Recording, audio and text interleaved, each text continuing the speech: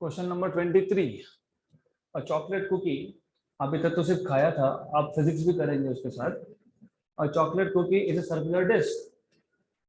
Chocolate cookie जब लाते हो तो सर्कुलर डिस्क ही होता है basically, of diameter 8.50 plus minus 0.02 centimetre and thickness 0.050 plus minus 0.005 centimetre. The average volume in centimetre cube is. हमको एवरेज वॉल्यूम फाइंड करना है। तो सबसे पहले क्वेश्चन क्या है वो समझ लेते हैं। हमारे पास एक चॉकलेट कुकी है। तो chocolate cookie will look something like this. ऐसा दिखेगा कुछ, राइट? तो it is like a disc, ऐसा बोला है। तो chocolate cookie is like a disc. तो समथिंग लाइक दिस, ऐसा एक डिस्क होगा वो। तो समझ लेना आप, ये डिस्क है, it is a chocolate cookie. Imagine अंदर भी फिल्ड है, इट इज नॉट एम्प्टी। तो अंदर भी, इसके अंदर भी मटेरियल है। This is a chocolate cookie. इसका आपको बोला है diameter. What is diameter? What do you mean by diameter? यहाँ से यहाँ तक का डिस्टेंस, ये है डायामीटर, राइट? तो डी आपको दिया है, दिस इज डी डायामीटर।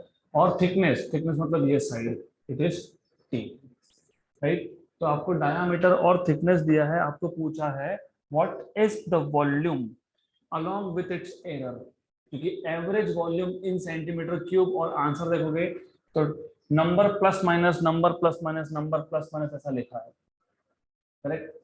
तो वॉल्यूम फाइंड करना है along with its error। तो सबसे पहले ये जो कुकी का स्ट्रक्चर है, ये डिस्क है। डिस्क का वॉल्यूम कैसे फाइंड करते हो? तो सबसे पहले ये पता होना चाहिए। How do find volume? Pi square h मतलब पाई स्क्वायर टी। मतलब बेसिकली इस डिस्क का एरिया निकालो, उसको थिकनेस से मल्टीप्लाई करो। Area multiplied by thickness. और डायमेंशनली देखोगे तो वॉल्यूम का डायमेंशन क्या आना चाहिए? L cube, l raise to 3, correct? Area का क्या होता है? L raise to 2। थिकनेस का क्या होता है? L raise to 1। तो एल रेज टू 2 और एल रेज टू 1 मतलब एल रेज टू 3। तो एल क्यूब मतलब करेक्ट है। Then what is area? It is pi r square, क्योंकि area of a disk is pi r square into t। लेकिन हमारे पास given parameter में रेडियस नहीं है, क्या है? Diameter, right?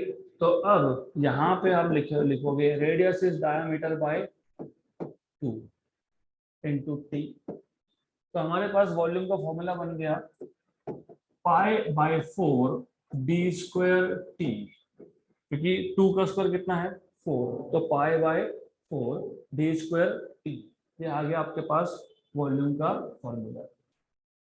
तो डू यू रिमेंबर, अगर z equal to a into B हो, if I have z equal to a into B, या फिर z equal to a raise to n b raise to n, what is delta z by z? n times of delta a by a plus m times of delta b by b। अगर इसके साथ कोई constant होता तो constant हम लेते नहीं है, right? Constant is a number. Pi क्या है? नंबर है, कांस्टेंट है। 4 क्या है? नंबर है, कांस्टेंट तो लेनी क्या? तो फिर हम क्या फाइंड करेंगे? Delta v by v equal to pi by 4 छोड़ दोगे, डी स्क्वायर मतलब a रेज टू n का फॉर्म, तो 2 into delta d by d मतलब 2 into fractional error in d plus t का पावर कितना है? 1। तो डेल्टा टी बाय टी। यहाँ तक समझ में आया? फॉर्मूला कहाँ से डिराइव किया आपने? Yes, pi by 4 d square t था वॉल्यूम। तो delta v by v is 2 delta d by d plus delta t by t. Clear? Then अब ऐसे क्वेश्चंस में हम लोगों को टाइम बचाना है, क्योंकि रिमेंबर जेडब्ल्यू नीट एग्जाम में सबसे बड़ा प्रॉब्लम है टाइम कंस्ट्रेंट। हमारे पास टाइम बहुत कम है। तो when you have less amount of time, मतलब you are suppose to save time, simple. अब एग्जैक्ट कैलकुलेशन कहाँ करना है, कहाँ नहीं करना है, पहले वो समझ लो। अगर आप ऑप्शंस देखोगे तो 2.83, 2.38, 9.31, 11.35, तो दो आंसर को छोड़ के बाकी पास पास में नहीं है। मतलब हम लोग अप्रोक्सीमेट कैलकुलेशन से भी आंसर ला सकते हैं। तो अप्रोक्सीमेट कैलकुलेशन से आंसर लाना है मतलब हमको जो पहला पार्ट है ये 2.83 2.38 इसको एग्जैक्टली कैलकुलेट करना ही नहीं है, it is to be done रफली। तो वो कैसे करेंगे? π/4, ओके, तो π/4 डी स्क्वायर, डी कितना था 8.5, 8.5 का स्क्वायर, थिकनेस कितना है 0.0050, राइट। और आंसर क्योंकि सेंटीमीटर में ही है, सेंटीमीटर क्यूब में ही है, तो हम मीटर क्यूब में कन्वर्ट इसको नहीं करेंगे, एज इट इज इसको सॉल्व करना है। गुड, देन अब इसको सॉल्व कैसे करोगे? आपको पता है how to find out square of numbers ending with 5? Trick पता है? यस। तो इनको नहीं पता उनके लिए, अगर 25 का स्क्वायर है तो पहले ये जो 5 है इसका स्क्वायर लिख दो, 2 उसका अगला नंबर कौन सा 2 इंटू 3। अगर मुझे 45 का स्क्वायर निकालना है तो 5 का स्क्वायर, 4 का अगला नंबर 4 इंटू 5, राइट। क्या ट्रिक है? अगर मुझे 85 का स्क्वायर चाहिए, 8 उसका अगला नंबर 8 इंटू 9 72, हमको चाहिए था 8 पॉइंट का, तो क्या आएगा 72.25। तो ये आपके पास आ गया 72.25, ओके। तो this is what you will gate 72.25, और ये है 0.050 या फिर 0.05 तक लिखा तो भी चलता है, राइट। तो ये आपको मिल जाएगा, यहाँ पे 0 लिखो मत लिखो चलता है। तो अगर ऐसा लिखा तो 5 into 10 power -2, 5 into 10 power -2, clear है बस? गुड। अब how do you find out approximate answers?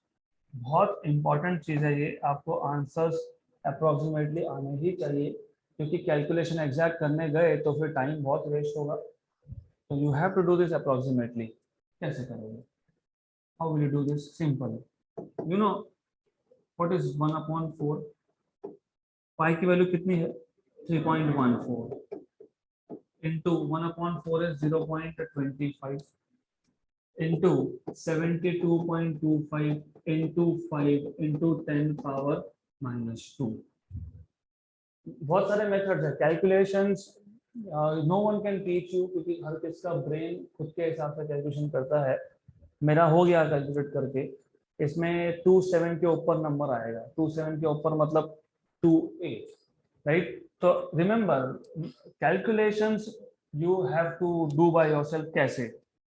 मैं ऐसा करता ही नहीं हूँ, बिकॉज पाई की वैल्यू आपने बोला 3.14, मैंने 3 मान लिया, 3/4 तो 0.75 होता ही है, होता है ना। 3/4 is 1/4, 0.25, what is 1/2 0.5, what is 3/4 0.75।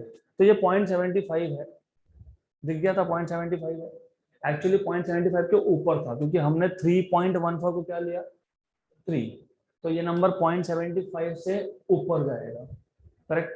मैंने क्या किया 0.75 मान लिया, इसको 0.75 मान लिया, तो इसको भी 75 कर लिया, फिर 3.14 को 3 मान सकते हो, तो 72.25 को 75 भी तो मान सकते हो approximately, right. Approximately into 5 into 10 power -2। Remember, yes, that is why I told you कि हर किसका दिमाग अपने हिसाब से कैलकुलेशन करता है। तो you will see, you will learn. इसके 2 पॉइंट में हटा सकता हूँ, इसके 2 पॉइंट हटा दिए तो 10 पावर -4, क्योंकि 10 पावर -2 तो था ही, इसके भी 2 पॉइंट निकाल दिए। तो 75 का स्क्वायर तो अभी बताया मैंने, कैसे फाइंड करते, कैसे करते 5625, वेरी गुड, 5625 बराबर इंटू ये 5 रह गया था 5600 इंटू 5 कितना 28,000। 56 का हाफ कितना होता है 28। तो 5600 इंटू 5 कितना होगा? 28। 2 और 8 मैंने पहले बताया 2728 आएगा, करेक्ट। तो ये जो भी नंबर है आई डोंट केयर, सिर्फ मुझे इतना पता है कि अगर इंटू 10 होता तो 56250, राइट। उसका हाफ है ना 5, 10 है क्या? ये हाफ है। हाफ मतलब 28 something something something, 28000 into 10 power -4, मतलब ये आगे बार आपके पास 2.8, करेक्ट, राइट। खत्म आंसर। बाकी एरर निकालो मत निकालो, ऑप्शन नंबर ए आएगा। Good, right. तो फिर भी फॉर श्योरिटी, आपके श्योरिटी के लिए हम वो भी करेंगे, हम एरर भी फाइंड करेंगे, क्योंकि अलोंग विथ एरर पूछा तो एरर भी करेंगे। तो we will do this along with error now. अब जब आपको पता है, हम जब भी एक फिजिकल क्वांटिटी की वैल्यू लिखते हैं तो वो वैल्यू क्या होती है? A plus minus delta A, B plus minus delta B. तो जब v लिखूंगा तो क्या लिखूंगा? v plus minus, correct, plus minus delta v। यहाँ पे हम क्या फाइंड कर रहे हैं? Delta v upon v। चलेगा क्या? नहीं, क्या चाहिए? Delta v। क्या नहीं चाहिए? Delta v upon v। Remember, ये डिवाइड बाय v नहीं लिखते हो, जब क्वांटिटी को लिखते हो तब value plus minus error, right. तो क्या चाहिए वहां पे? डेल्टा v या फिर delta v upon v? Delta v। तो यहाँ पे हमको डेल्टा v चाहिए, तो ये v वहां पे मैं मल्टीप्लाई कर दूंगा।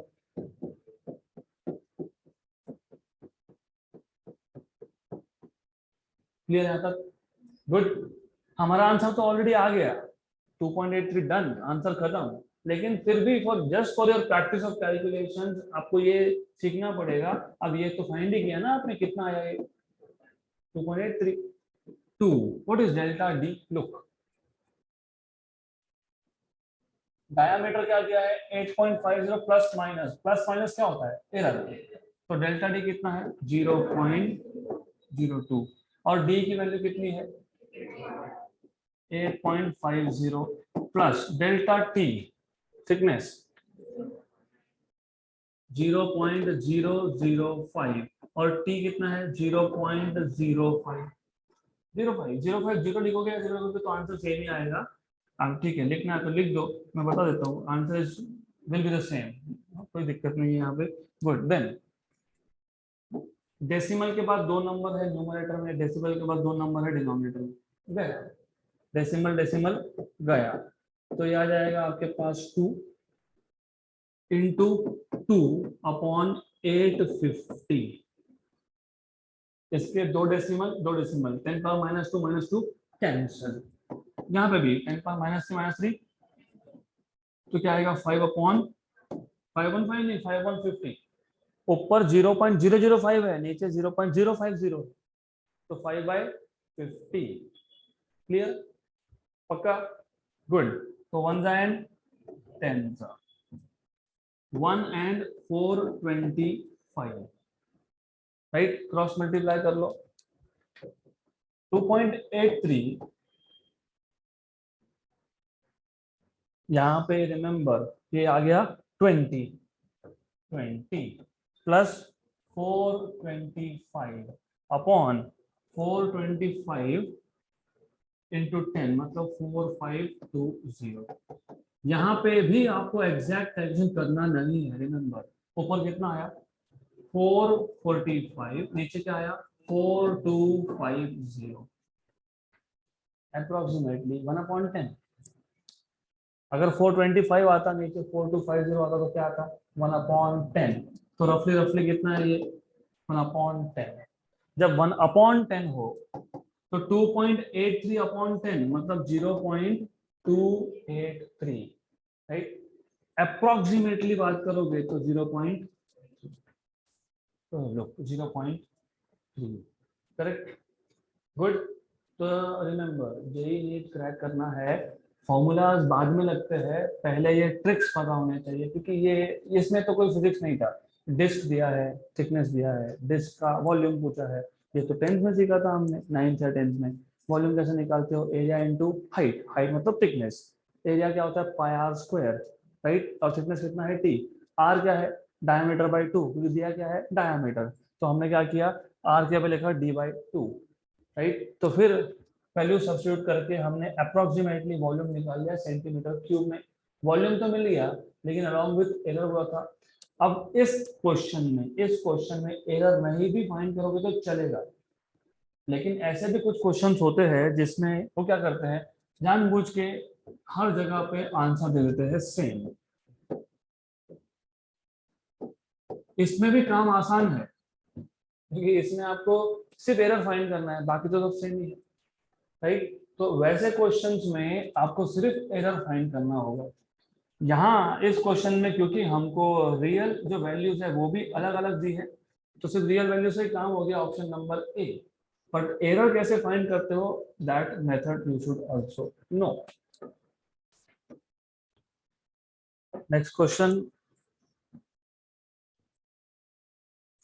तो कुछ नहीं है, ये सिर्फ एरर रफली 0.3 है। You can just note it down and calculate later on. The equation of stationary wave.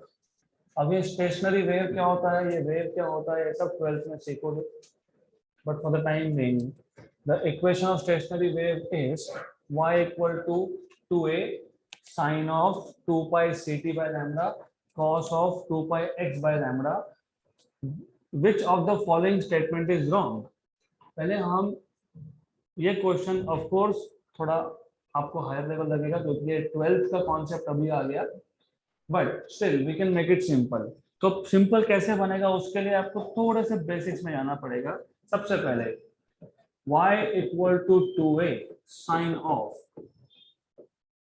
2 pi ct, 2 pi c मतलब स्पीड ऑफ लाइट, कितना 3 × 10⁸, t मतलब टाइम, अपॉन लैम्बडा। ये जो सिंबल है लैम्बडा, ये क्या होता है, फॉर एग्जांपल मेरे पास अगर एक रस्सी है तो उसको मैंने एक दीवार पे बांध दिया, हाँ बांध दिया, और देन मैं इसको वाइब्रेट कर रहा हूँ। तो जब इसको आप वाइब्रेट करोगे तो क्या बनेगा,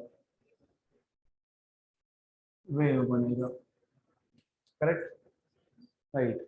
वेव में देयर आर सम पॉइंट्स, ऐसे कुछ पॉइंट है जो टॉप मोस्ट पोजिशन पे है, इसको पता है क्या बोलते हैं, क्रेस्ट। तो ये जो पॉइंट्स है इसको बोलते हैं क्रेस्ट। और कुछ पॉइंट है जो सबसे नीचे है, क्या बोलते हैं, ट्रफ। दो कॉन्जिगेटिव successive, what is the meaning of कॉन्जिगेटिव, what is the meaning of successive. इसके बाद आपका दूसरा क्लास है इमेजिन, क्या बोलते हो, बैक टू बैक कॉन्जिगेटिव। दो कॉन्जिगेटिव मतलब दो बैक टू बैक क्रेस्ट में जितना भी डिस्टेंस होगा उसको बोलोगे वेवलेंथ। वेव का length denoted by lambda. See again I am saying, ये जो पहला चैप्टर है इसका इंटेंशन ये नहीं है कि आपको सब पता होना चाहिए, इसका इंटेंशन ये है कि बेसिक कॉन्सेप्ट आपके बनते जाने चाहिए। तो ये फॉर्मूला बाद में डिराइव करने वाले हैं हम आगे, और भी कुछ है, कॉस ऑफ समथिंग समथिंग वो है, वो देखेंगे। बट अभी आपको कम से कम आज एक नया चीज समझ में आया कि अगर हमने एक वेव जनरेट किया तो वेव में कुछ ऐसे पॉइंट्स है जो हाईएस्ट पोजीशन पे है, उसको बोलते हो क्रेस्ट। कुछ ऐसे पॉइंट्स है जो है लोवेस्ट पोजीशन पे, उसको बोलते हो trough. Consecutive back to back दो क्रेस्ट में डिस्टेंस को बोलेंगे wave length. Wave length, length मतलब l⁻⁴ मतलब मीटर में मेजर होगा वो। नहीं तो जो ट्रफ टू ट्रफ डिस्टेंस है इसको बोल सकते हो wave length. So the distance between two consecutive crest or two consecutive trough is known as wavelength, denoted by lambda, right? ये भी ग्रीक लेटर है, जैसे अल्फा बीटा गामा डेल्टा देखा था हमने, तो वो सब पता होना चाहिए आपको, थोड़ा थोड़ा करके पता लग जाएगा, डोंट वरी। तो इसका मतलब ये है लेंथ l⁻⁴, दैट्स इट। अब आगे आपको बोला है 2 pi x by lambda, 2 pi x by lambda। अब मैं वापस वो वेव ड्रॉ करता हूँ just for something that I missed. ये जो बाहर 2a लिखा है ना, देखो है क्या, रस्सी है, रस्सी में बहुत सारे पार्टिकल है। जैसे ही मैंने वेव जनरेट किया कोई पार्टिकल मूव ही नहीं हुए, अपनी जगह पे ही है, राइट। कोई पार्टिकल मूव हुए लेकिन उनका डिस्प्लेसमेंट कंपैरेटिवली कम है, इसका डिस्प्लेसमेंट सबसे ज्यादा है। तो वायर जब तक हमने वाइब्रेट नहीं किया था वो कैसा था, वो ऐसा था। इसको बोलते हैं mean position, equilibrium position. Mean मतलब एवरेज, इक्विलिब्रियम मतलब जब कोई भी फोर्स नहीं लगाया तब, तो ये पोजीशन था उसका। अब मीन पोजीशन से जो मैक्सिमम डिस्प्लेसमेंट होता है उसको बोलते हो एम्पलीट्यूड। तो ये जो बाहर 2a लिखा है ये होता है एम्पलीट्यूड। इसको डिनोट करते हैं हम लोग कैपिटल ए से, राइट। तो एक और चीज सीखी आपने कि जब हमने वेव जनरेट किया तो सारे के सारे पॉइंट्स का डिस्प्लेसमेंट सेम नहीं था, किसी का तो हुआ ही नहीं, किसी का कम हुआ, किसी का मैक्सिमम हुआ। तो जो मैक्सिमम डिस्प्लेसमेंट है तो डिस्प्लेसमेंट, लेकिन नया नाम दे दिया, क्या बोला उसको, एम्पलीट्यूड।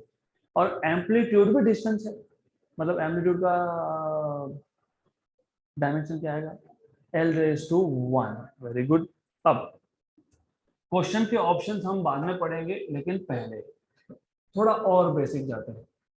अब जब आप साइन या कॉस फाइंड करते हो तो sine 0 degree, sine 30, sine 45, sine 60, sine 90, correct.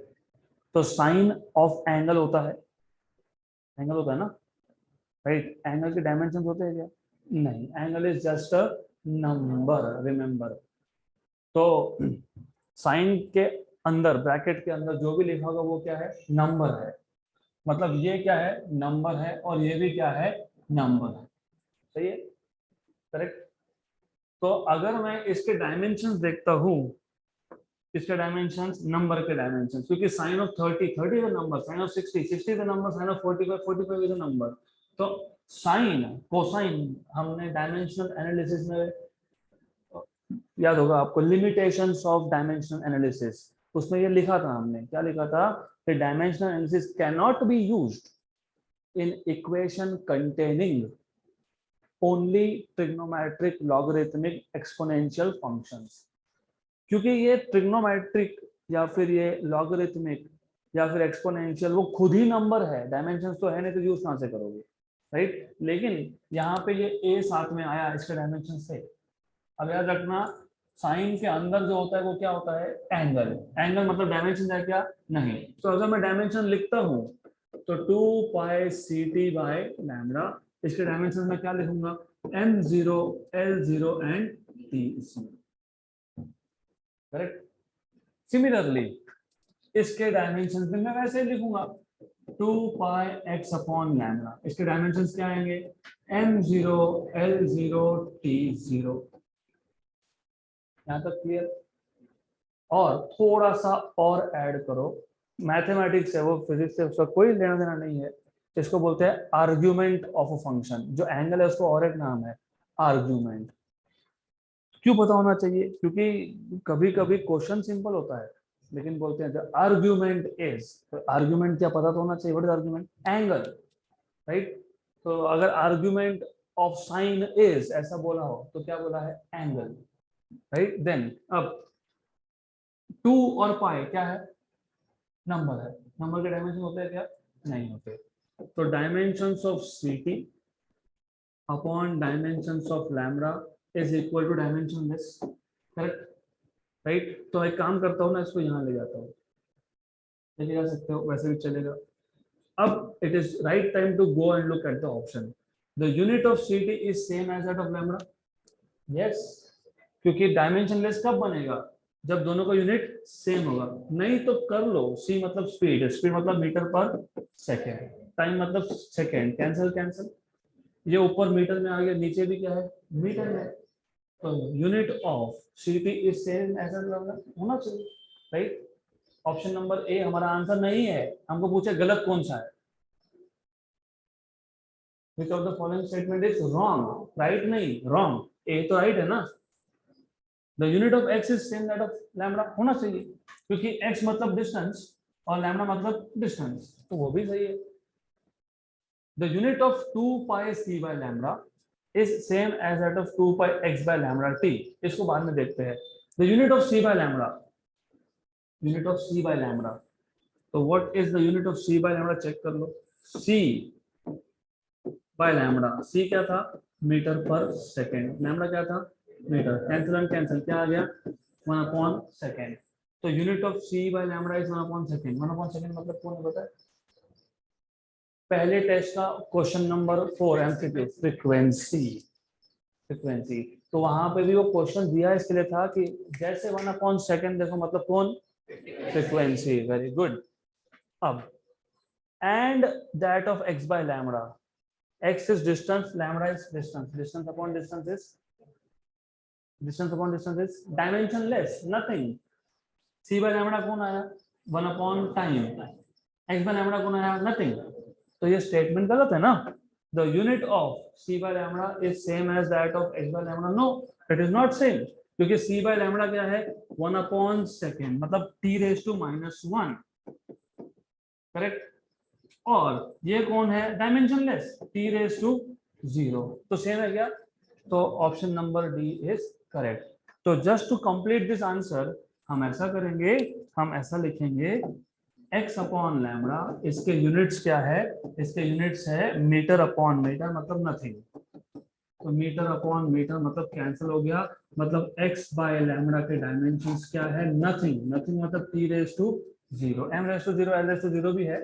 और c बाय लैम्बडा इसके डायमेंशंस क्या है? 1/टाइम मतलब t रेज टू -1। तो which statement is wrong? Option number B.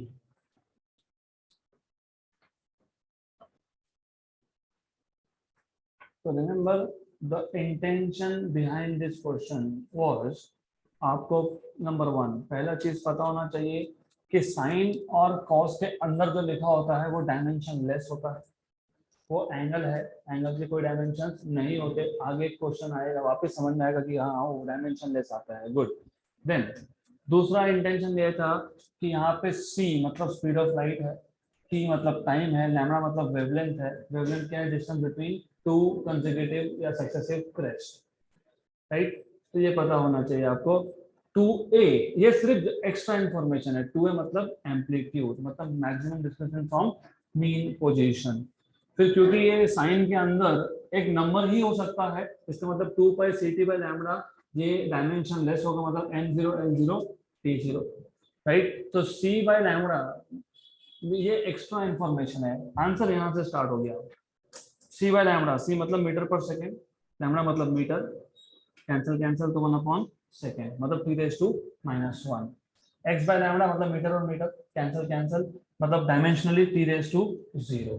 Good, clear. अगला क्वेश्चन,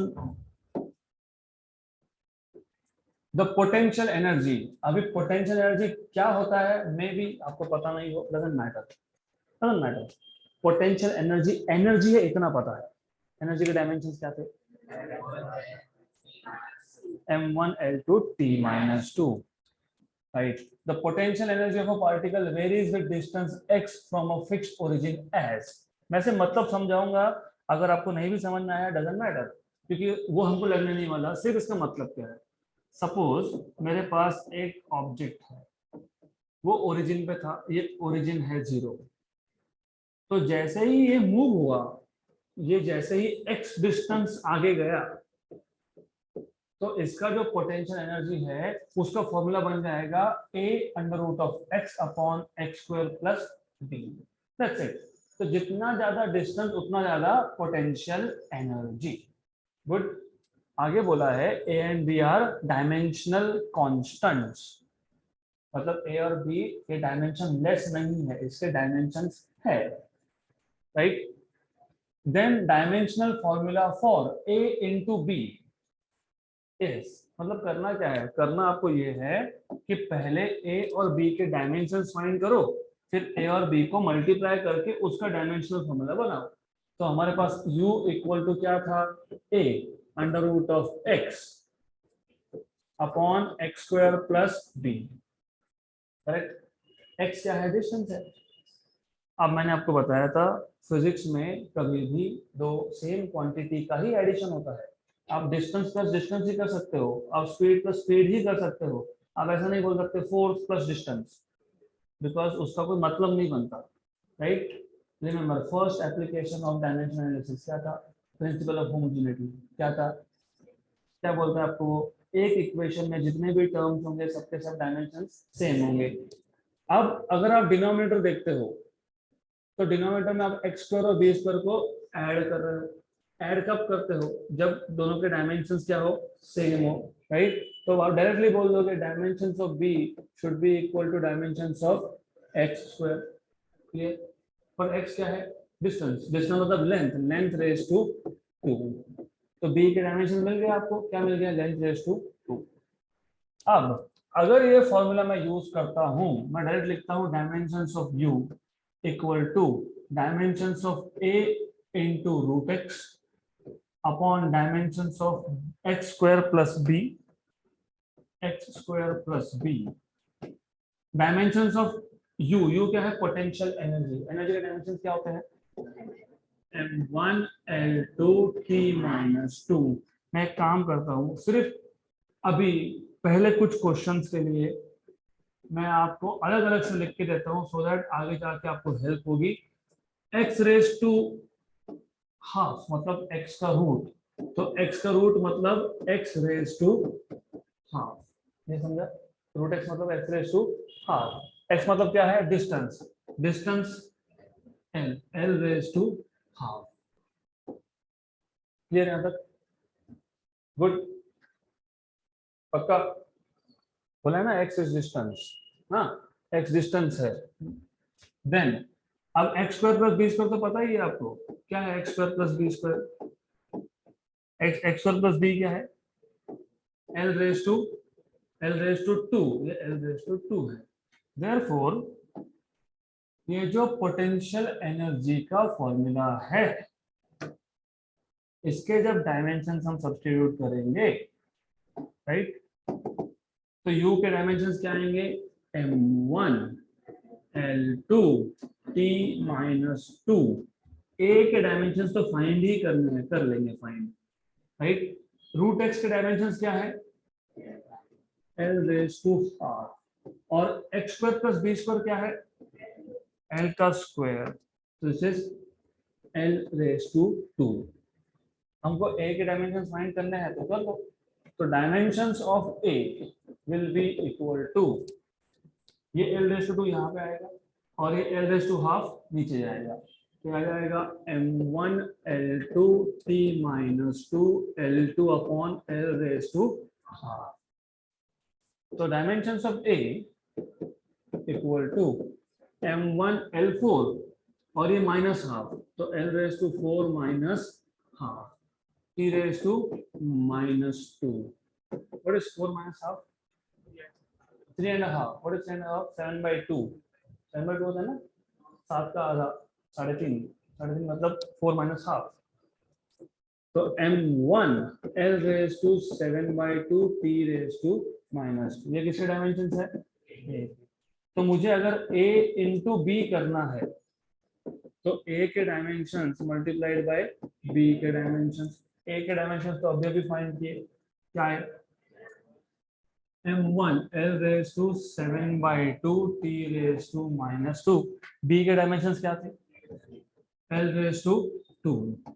तो m1 l raise to 7/2 plus 2, क्योंकि बेस सेम तो पावर का addition t raise to minus 2। What is 7/2 plus 2? 7/2 कितना बोला आपने? 3.5। 2 ऐड करते तो 5.5। 5.5 मतलब 11/2, 11/2। ये और एक तरीका है, क्योंकि दिमाग में फिट क्या हो गया, नहीं नहीं क्रॉस मल्टीप्लाई करो, वही आएगा 2 × 2 4, 4 + 7 11, 11/2। गलती कम करना है अगर क्रॉस मल्टीप्लिकेशन में, तो वो मेथड ही छोड़ना पड़ेगा। 7/2 3.5, 3.5 में 2 ऐड कर दे 5.5, 5.5 मतलब 11/2, तो ये कितना आ गया? 11/2। 11/2 t रेज टू माइनस 2। ऐसा आना चाहिए आइडियली, अगर कुछ गलती नहीं हुई तो होगा, है। B m1 yes, l 11/2 yes, t minus 2 yes. Look, m1 l 11/2 and t minus 2. So this is how you can solve this question. So वापस एक बार एक quick revision, just a quick revision, then we will go to method number 2. U था potential energy. Energy होता है energy, चाहे वो potential energy हो, चाहे वो काइनेटिक एनर्जी हो, चाहे वो वर्क हो, चाहे वो हीट हो, ये सारे के सारे क्या है? एनर्जी। तो जब एनर्जी लिखा है तो m1l2t-2, करेक्ट। तो लेफ्ट हैंड साइड जो है u, इसके डायमेंशन आएंगे m1l2t-2। x डिस्टेंस बोला था, तो डिस्टेंस के स्क्वायर में डिस्टेंस का स्क्वायर ही ऐड होगा, मतलब x था l, उसका स्क्वायर l⁻², तो b के डायमेंशन क्या आएंगे l⁻²। ये x है, x मतलब डिस्टेंस है, l उसका रूट मतलब l⁻²। तो u के डायमेंशन लिख दिया हमने m1l2t-2, x⁻² के डायमेंशन आ गए l⁻², x square plus B square के डायमेंशन आ गए l का स्क्वायर।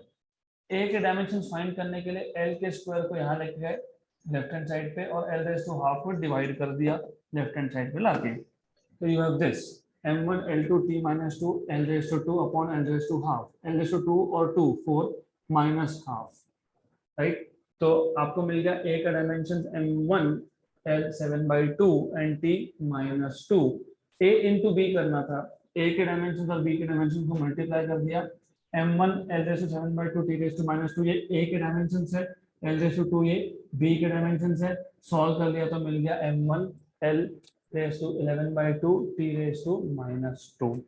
अब सिर्फ यही मेथड है क्या? नहीं, it is not the only method. ये एक्चुअली सिर्फ आपको यूज टू करने के लिए होता है, लेकिन अभी this is the right time to have some shortcuts. Shortcut तो बनाने ही पड़ेंगे ना, नहीं तो इतना टाइम है क्या m1 l2 क्या क्या लिखते बैठेंगे, वी डोंट हैव टाइम। तो u equal to a√x upon x² plus b। u energy, energy मतलब फोर्स इनटू डिस्प्लेसमेंट, फोर्स मतलब mass into acceleration, mass into acceleration into displacement. Mass है किलोग्राम में, acceleration है मीटर पर second square में और x है मीटर में, तो किलोग्राम मीटर स्क्वायर पर सेकंड स्क्वायर। तो मैंने बताया था 1 जूल मतलब क्या, 1 जूल मतलब क्या, किलोग्राम मीटर स्क्वायर पर सेकंड स्क्वायर, और फोर्स मतलब क्या, किलोग्राम मीटर पर सेकंड स्क्वायर।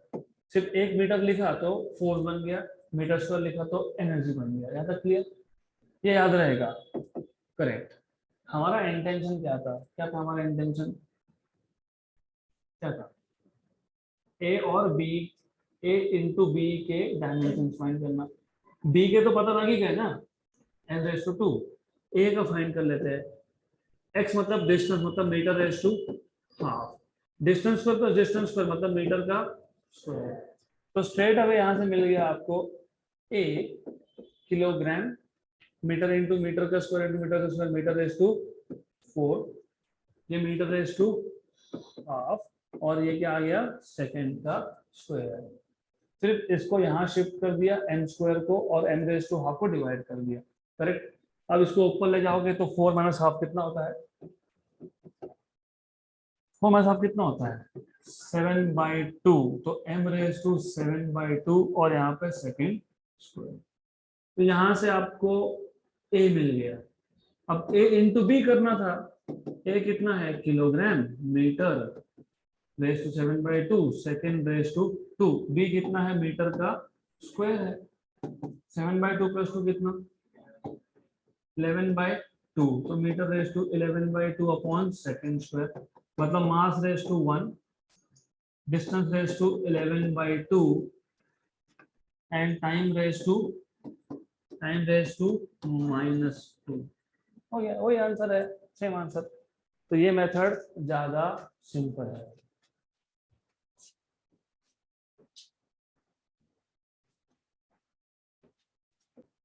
तो डायमेंशंस के मोड से बाहर आके यूनिट्स में जाओ, क्योंकि डायमेंशंस हमने डिफाइन ही इसके लिए किया था। Dimensions are the powers to which the fundamental quantities must be raised in order to derive the units of derived physical quantities. मतलब डायमेंशन से ही यूनिट्स आते हैं, तो better is to directly solve with the help of units. अगला question, okay, जानबूझ के ऐसा क्वेश्चन है, match the following column PAS, what is PA? Pascal. What is Pascal? Force. What is force? Pascal is force, right? What is Pascal? Pressure का unit है। What is pressure? Force upon area. Force upon area.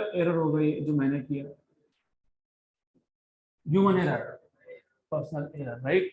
तो m raise to -1, ये और ये गया, तो m raise to 0, l raise to 2, t raise to -2, k raise to -1, 0 2 -2 0 2 -2 -1, 0 2 -2 -1, मतलब c with p, तो c विथ p ये भी करेक्ट है, तो c will match with p, this is also correct, right। then आगे आगे अभी बच्चा तो एक ही, फिर भी अब वो आपकी प्रैक्टिस के लिए आप करोगे। w मतलब क्या,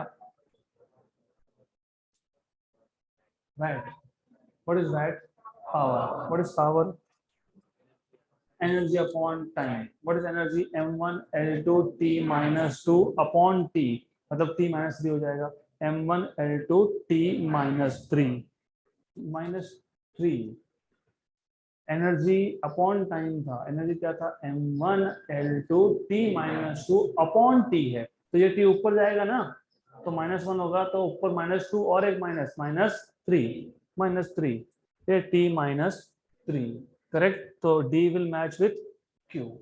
done.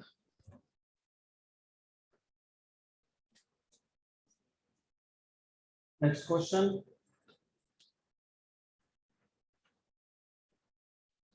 two resistors of resistances R1 equal to 100 plus minus 3 ohm and R2 equal to 200 plus minus 4 ohm are connected in parallel.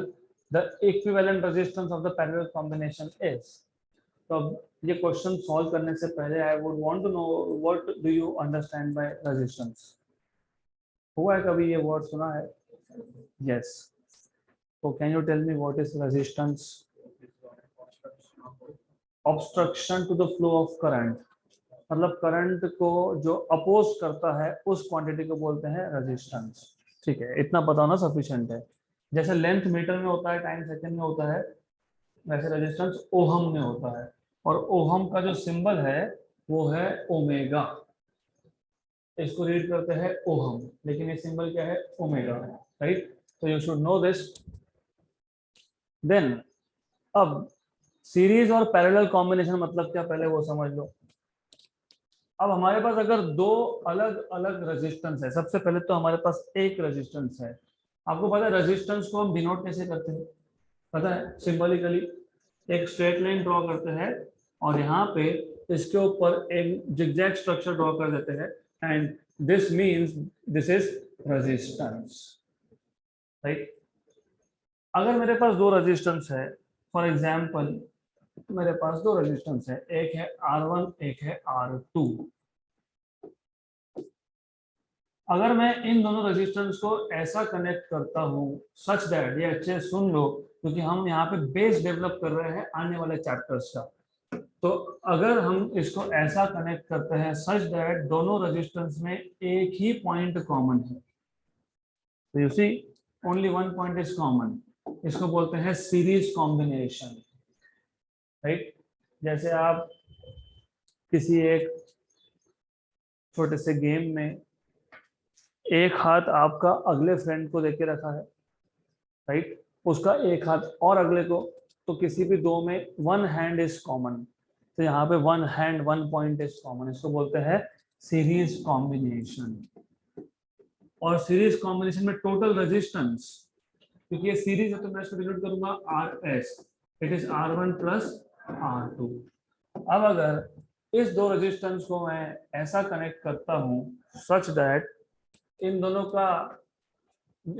का दोनों एंड कॉमन हो गया, इसको बोलते हो parallel, right, parallel combination, right. Then इस केस में जो रेजिस्टेंस होगा पैरेलल में वो हो जाता है कम, यहाँ पे बढ़ गया, यहाँ पे क्या हुआ? प्लस हुआ, बढ़ गया।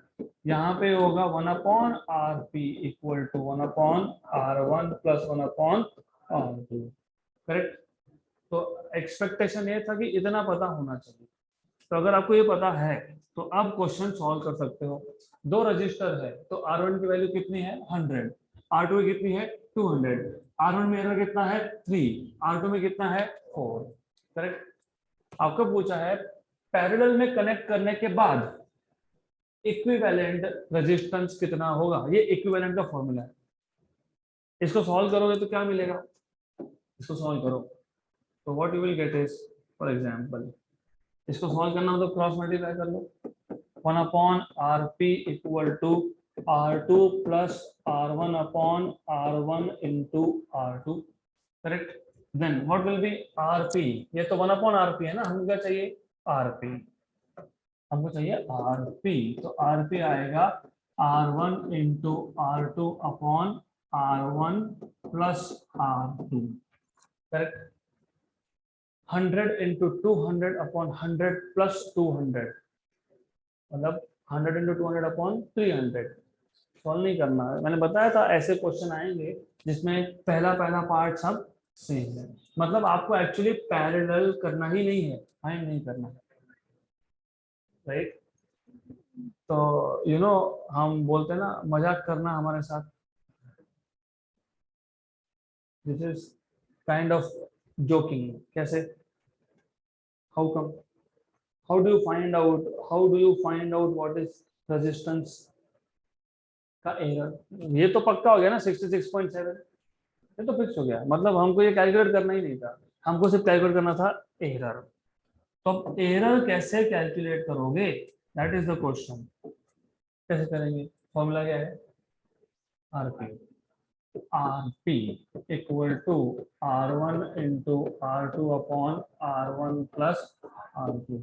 इसमें हम लोग एरर कैसे फाइंड करेंगे? कैसे एरर फाइंड करोगे? Delta delta R by R कैसे फाइंड होगा? वो बुक में कुछ तो लिख के रखा होता है, तो I don't know what they are writing, but you should tell me how to find out. कैसे फाइंड करोगे?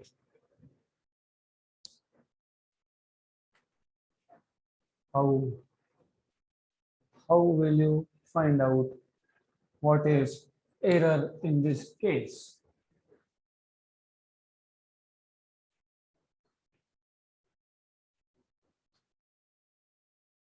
सोचो, थोड़ा सोचो। चलो एक काम करते हैं, गलती हो सकती है, करके देखते हैं। पहले मैं एक काम करता हूँ, मुझे डेल्टा आरपी चाहिए, तो मुझे न्यूमरेटर के टर्म से एरर चाहिए और अपॉन मुझे डिनोमिनेटर के टर्म से एरर चाहिए। डिनोमिनेटर के टर्म का एरर तो कुछ भी नहीं है, सिर्फ दोनों का एडिशन है।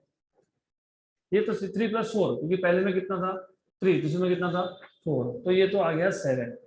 लेकिन डेल्टा R1 इंटू R2, दो दो दो क्वांटिटी का अगर प्रोडक्ट हो तो उसका एरर डायरेक्टली फाइंड होता ही नहीं। क्या फाइंड होता है? Relative error.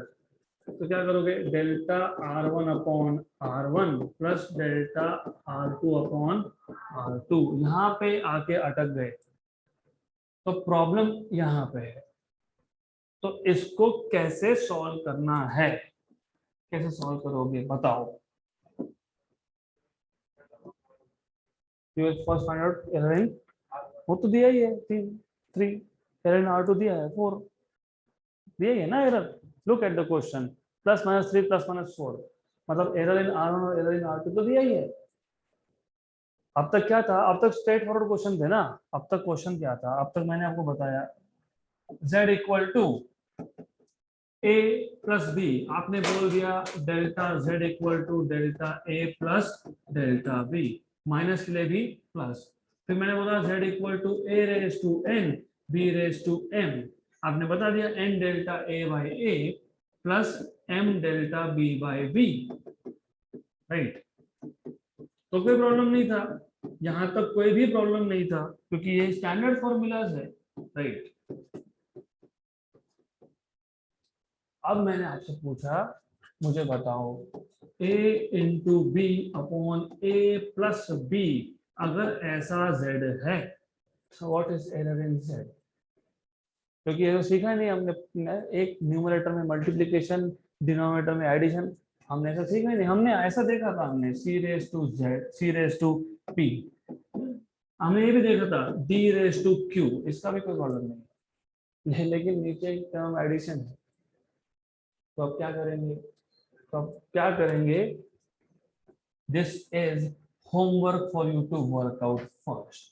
तो आपको करना क्या है? हमारे पास ये फॉर्मूला है। मेरा क्वेश्चन आपसे ये था कि डेल्टा आर पी कैसे फाइंड होगा, राइट।